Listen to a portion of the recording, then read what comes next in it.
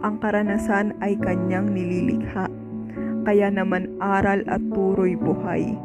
Ang isang guro ay hindi nanggagaya, hindi magnanakaw, may dangal na taglay. Pagiging tapat ang sadyang nararapat sa propesyong tinitingala ng lahat. Gurong may paninindigan sa sarili, ito'y tunay na sadyang kapuri-puri. Lakas ng loob ang kinakailangan sa karera na dapat ipaglaban. Hindi makikita sa iyo ang paghihirap, ngiti at sukli na aming nakakalap. Nais mo lang maabot namin aming pangarap kahit alam namin na ito'y mahirap. Ako'y nagpapasalamat sa gurong tapat, hindi nagpapabayad, nagbibigay katuparan, tunay na maaasahan, kayo ay hinahangaan ng maraming kabataan. Tungkulin ng guro dapat magawa.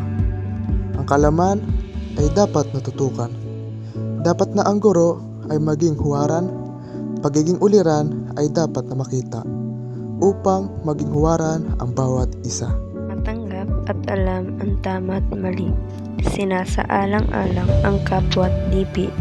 Ang kanyang katapatan ay aming pinagmumuni, kaagapay at hindi makasarili. Ikaw, guro ko, ay isang tunay na dakila. Masasabi kong ikaw ay kahanga-hanga. Paghihirap sa amin ay di sa'yo mahahalata. Minamahal mo kami, ano man ang nagawa. Kayo ang nagsilbing pangalawang magulang. Kahit kailan sa amin ay hindi nagkulang. Pagsaway sa amin ay hindi na mabilang. Kahit hindi naman kami ang iyong isinilang.